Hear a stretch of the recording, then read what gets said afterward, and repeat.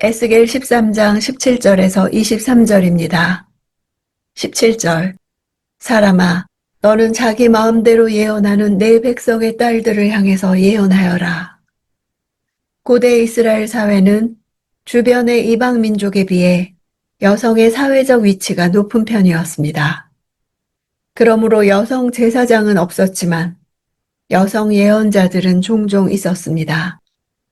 그들에게는 여예언자라는 뜻의 네비야라는 단어를 사용했습니다. 모세의 누이 미리암, 사사시대의 여자 사사 드보라, 요시야 시대 때 성전 보수를 하다 발견한 율법책의 뜻을 설명했던 훌다, 선지자 이사야의 아내 등이 있었습니다. 이 본문에서 여호와께서 책망하시는 여인들은 점을 치고 사수를 행하면서 사람들을 멸망의 길로 이끌었던 사악한 자들이었습니다. 이들에게는 네비야라 칭하지 않고 단지 여인을 나타내는 딸들이란 단어를 사용하고 있습니다. 그들은 사울 왕 시대에 엔돌에 신접한 여인처럼 악한 영에 사로잡혀 점을 치거나 미래를 예언하는 점쟁이들이었을 것입니다. 18절. 너는 말하여라. 주 여호와가 이렇게 말한다. 자기 팔목마다 부적을 꿰매어 차는 여자들과 사람의 머리에 너울을 만들어 씌우며 영혼을 사냥하려는 여자들에게 화 있을 것이다. 너희가 내 백성들의 영혼을 사냥하고도 너희 영혼이 살 수 있을 것 같으냐? 거짓 여예언자들이 자기 팔목에 부적을 꿰매어 차고 있는 모습은 그가 어떤 영 혹은 신의 계시를 받는 권위자나 되는 것처럼 보였을 것이고 물으러 온 자들에게 너울을 씌워 정신을 통제했을 것입니다. 이스라엘의 신학적 전통은 질병과 치료를 모두 여호와의 활동으로 돌렸기에 근동의 다른 나라들과 달리 이스라엘에는 치료 행위를 직업적으로 전담하는 집단이 없었습니다. 대신 제사장이나 예언자가 이 일을 담당했습니다. 바벨론 유배민들의 경우 이런 레위적 치료를 받기가 현실적으로 어려웠기에 바벨론의 영향을 받은 주술적 행위가 그 자리를 대신했을 것입니다. 여자들은 생계 유지를 위해 주술적 도구를 사용해 예언했을 것입니다. 사냥한다는 단어는 원래 잔인한 야수가 먹이를 잡기 위해 몸을 최대한 웅크리고 엎드려 기다리는 모습을 나타내는 어원에서 유래한 말입니다. 영혼을 사냥한다는 말은 공포심을 주입하여 자기에게 예속시켜 노예처럼 부리고 그 정신을 완전히 통제하는 것을 뜻합니다. 현대 사회에서도 이러한 행위는 이단이나 사교 집단 혹은 무당과 같은 자들에 의해 이루어지고 있습니다. 이런 자들의 영향력 아래 사로잡히는 자들은 그 정신은 물론이거니와 물질과 가족까지도 피폐해지는 고통을 당하고 맙니다. 원문으로는 영혼을 사냥하려는 여자들과 영혼을 사냥하고도 이 문장이 붙어 있어서 그들이 사냥하는 것이 다름 아니라 바로 사람들의 영혼이라는 사실을 강조하고 있습니다. 그들은 한 사람의 영혼을 사냥하고 나면 또 다른 사람을 찾아 그 영혼을 사냥하고 또 계속해서 그 일을 반복했을 것입니다.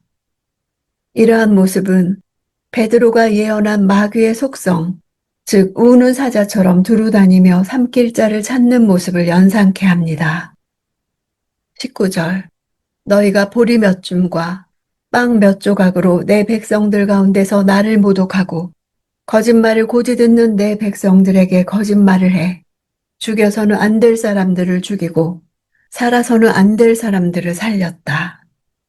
죽어서는 안 될 사람들을 죽이고 살아서는 안 될 사람들을 살렸다는 것은 그들이 생사 여탈권을 가지고 있었다는 의미가 아니라 주권자 여호와께서 판단하시기에 그 죄악으로 인해 반드시 죽어 마땅한 사람에게 죽지 않고 살 것이라고 거짓말을 하여 그를 계속 죄악에 머물게 하며 여호와께서 판단하시기에 의로운 사람에게는 겁을 주어 만약 자신들의 통제를 받지 않으면 죽을 것이라고 협박했다는 것입니다.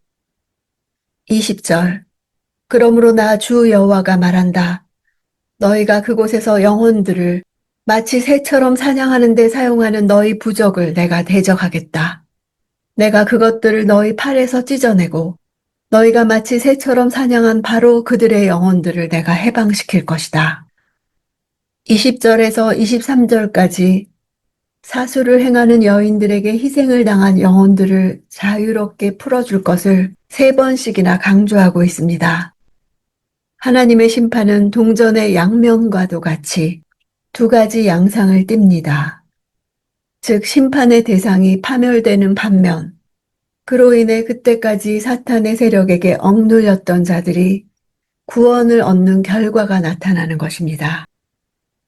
하나님께서는 심판을 통해 궁극적으로 추락한 당신 자신의 명예를 끌어올리기 원하시며 다음으로는 희생당한 영혼들을 풀어주기를 원하시며 마지막으로 그 가해자들을 심판하사 그 불의와 죄악에 대한 유혹을 공의대로 받게 하기를 원하십니다.